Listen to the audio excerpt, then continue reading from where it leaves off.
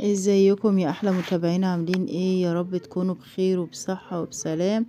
النهاردة الخبر اللي معانا وهو هند عاكف تكشف حقيقة زواجها من المطرب الراحل اسماعيل الليثي.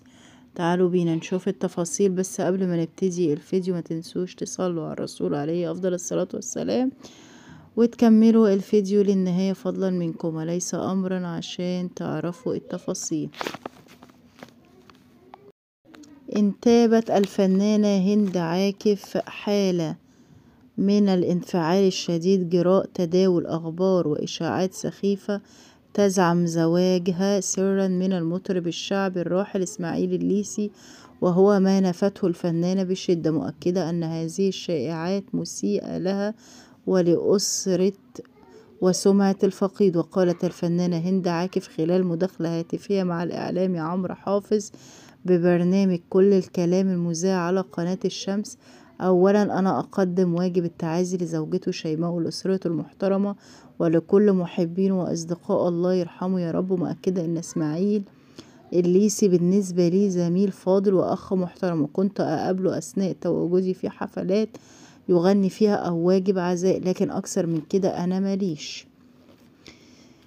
وتابعت: عيب قوي يبقى الراجل لسه ميت وتطلع هذه الإشاعات السخيفة اللي تسيء لزوجته وأسرته، معقبة: ذنبي أنا إيه وذنب أسرته إيه وذنب زوجته إيه إننا نتجمع في شائعات كهذه؟ لا حول ولا قوة إلا بالله العلي العظيم.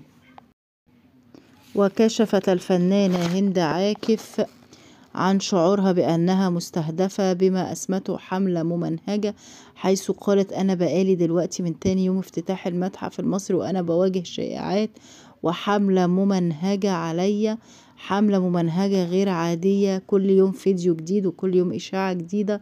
معقبة: أنا حاسة كده، ويمكن دكتور أشرف زكي قال قبل كده إحنا يعني مستهدفين، الفن المصري والنجوم المصريين مستهدفين في الفترة دي بالذات، لأن كل شوية إشاعة على فنانة شكل، فإيه اللي بيحصل ده ولصالح مين؟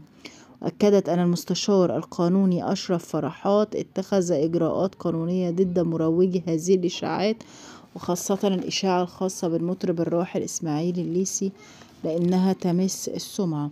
ووجهت رسالة إلى الجمهور ومرتادي مواقع التواصل الاجتماعي قائلة: يا ناس حرام عليكم، ما تجرحوناش أكتر من كده، إحنا بني آدمين زينا زيكم، قبل ما تكتبوا أي كومنت تتحققوا اللي بيتكتب، لازم تعرفوا إن دي إشاعات موجهة. الشكر لكل من ساندها وأكد لها حبه خلال هذه الأزمة. وده كان الفيديو اللي معانا النهاردة.